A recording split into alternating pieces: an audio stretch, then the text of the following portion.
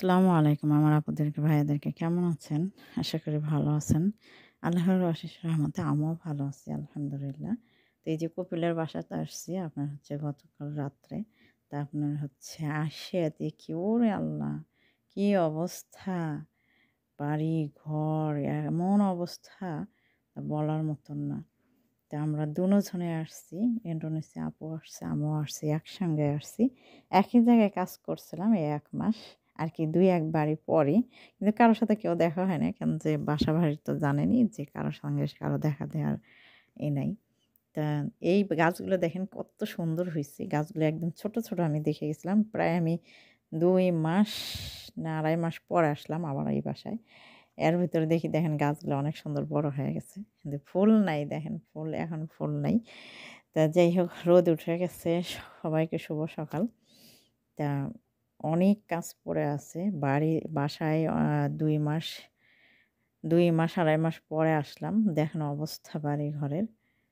পুরোই ছিটে-ছুটে এইগুলা আর কি কাপড়-চোপড় আমার আর ইন্ডোনেশিয়া আপুর কাপড়-চোপড় আমরা এখানে করে রাখছি কিন্তু গোছাইনি। তাই আমরা গোছাবো এগুলা। তাছাড়াও এ বাড়ির অবস্থা খুবই খারাপ করে ফেলে রাখছে। দেখেন কিভাবে এগুলো না হয় আমরা এখন আসছি দেখে এগুলো গোছাবো আমাদের জিনিস। কিন্তু ওরা কি করে রাখছে সেটাই আপনাদের সাথে দেখাচ্ছি। দেখেন অবস্থা। ওই পাশে আপনার উম এমন অবস্থা বলার বাহিরে। তা বলে শেষ করা যাবে না। যে এত নোংরা করে রাখছে। ওরা জানে যে ১ মাস পর আসুক, ২ মাস পর আসুক, আসবেই এইখানে। যাবে কই? এইখানেই আসতে হবে। এই যে বড়, বড় লাকেজগুলা দেখতেছেন ওদের। ওর ছেলেদের। ওর ছেলেরাই এখানে এনে রাইখা গেছে। তা কেন রাখছে জানি না। ২ টা লাকেজ এখানে রাইখা গেছে। তো যাই হোক এই পাশে তো তেমন বসে-টসে না। কিন্তু ওই পাশে বসে ওই পাশটা আপনাদের সাথে দেখাবো। ওই পাশটার অবস্থা কি করে রাখছে তা বুঝতেই পারবেন দেখলে পরে। আর ভিতরে তো অনেক কি করে রাখছে সেগুলো আপনি দেখাতে পারব না। কারণ যে ওইখানে আমার লোকজন বসে আছে দেখে। এই দেখেন, দেখেন অবস্থা। অবস্থা দেখছেন কি করে রাখছে? ছড়িয়ে ছিটিয়ে করে রেখে দিছে একবারে। আপনার হচ্ছে যেই আ সুপার এইগুলা এইভাবেই আমরা এসে দেখছি। কিন্তু রাত্রে আসছি দেখে আমরা আর গোছাইনি। আমরা ঘুমায় পড়ছি। এই সোফার উপর দিয়ে ঘুমাইছি। কিন্তু ওরা এইগুলো একদম নোংরা করে ছিল। তারপর আমরা ঝেড়ে যাই হোক একটু ঘুম পাড়ছি। আর এটা হচ্ছে আ ভিতরে বসার মেয়েদের। দেখেন এইগুলো আমি পরিষ্কার করছি। এগুলো সব সরাইয়া ঝাড়ু দিছি, মুইছা ফেলাইছি। এখন এই যে অনেক কাপড়-চোপড়, ওরে আল্লাহ রে আল্লাহ! কাপড়-চোপড় দেখলে মাথাই খারাপ। এত কাপড়-চোপড়। তা সেগুলো এই যে ধোয়াধাই করে এই যে এগুলো এখন নিয়ে আসছি ভাঁজ করার জন্য। অনেক কাপড়-চোপড় দেখাইছি হয়তো ভিডিওতে। তা এই যে আলহামদুলিল্লাহ আমরা ২ জনেই এগুলো গুছিয়ে নিলাম। আমি এগুলো ঝাড়ু দিলাম, ও সোফাগুলোর বালিশগুলা ঠিক করছে সব।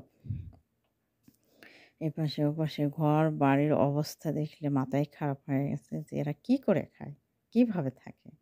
আল্লাহু আকবার! আর বাথরুমগুলো তো মনে হয় যে ২ মাসের মধ্যে একবারও ধোয়নি। এত নোংরা করে রাখছে। তো ওই আপুরা আমি এই যে এগুলো খুলে দিচ্ছি যাতে হাওয়া আসে। নাহলে জানবো কেমন একটা বাসনা বার হয়ে গেছে। তো যাই হোক আসলে আমরা যেখানেই যাই সেখানে আমাদের কাজ সাথেই যায়। কখনো আমরা বসে থাকতে পারি না। মানুষ আমরা ২ জনে মনে করছিলাম যে একটু যাই, ২-১ দিন কপিলের বাসায় থেকে তারপর আমরা কাজে যাব। কিন্তু এখানে এসেও শান্তি নাই। কাজ আর কাজ, কাজ আর কাজ। এই যে দেখেন আরো কতগুলো কাপড় আছে দেখছেন? জমা রেখে দেয়। জমা করে রেখে দেয়। ওদের তো কাপড়ের অভাব নাই। দুনিয়ার কাপড়। আর এখানে ১ বস্তা নিয়ে আসছে কপিলে আবার সাদা কাপড়। ওগুলো ধুইতে হবে, আয়রন করতে হবে এইগুলা। করে নিবে ১ দিনের মধ্যে সব, সব কর এখন। তা আমরা আসার আগে রাতের বেলা পালং শাকগুলো কিনে নিয়ে আসছিলাম। আর এই পেঁয়াজগুলো ওই পাশে বাহিরে আপনার হচ্ছে ওই আপুটা লাগাইছে, পেঁয়াজ লাগাইছে সেটার ভেতরে পাতা হয়েছে ওইগুলো ছিঁড়ে নিয়ে আসছি। তা আমি এগুলো বেছে নিই, বেছে নিয়ে এগুলো রান্না করব আমি। তা আমার সাথে থেকে দেখতে থাকুন। আমি এদিকে কপিলের জন্য এই যে তরকারি রান্না করতেছি। আসলে পরে রান্না করাই লাগবে, না হলে হবে না, এরকম। তা আমি এই যে এদিকে পেঁয়াজের পাতা, মরিচ, পেঁয়াজ এগুলা, আলু, পালং শাক এগুলো কেটে নিছি। এখন এগুলো দিয়ে আমি মাখিয়ে দিব। মাখিয়ে এমনি মাছ-টাছ নাই এমনিতেই। এখানে আর মাছ কই পাবো? তো যাই হোক, এই যে আমি দিয়ে দিলাম এসব। আমি এগুলো এখন মাখায় নিব।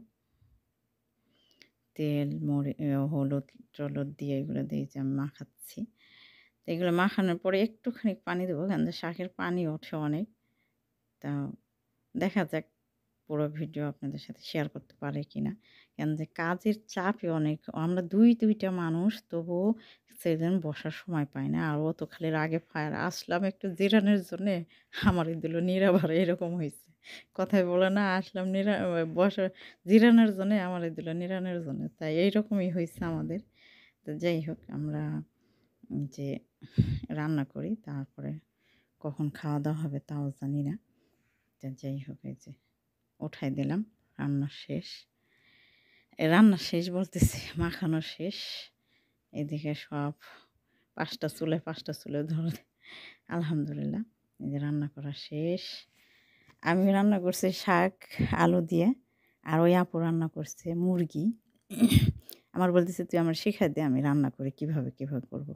তা আমি আবার ওই ভিতরে রান্না করতেছি কপিলের জন্যে। ও আবার ওইগুলো রান্না করতেছে। ওই আপনার হচ্ছে বাহিরে ওই ও ভাইয়ের ওই রুমের ভিতরে রান্না করছে। তো যেভাবে রান্না করুক এটাই অনেক হইছে।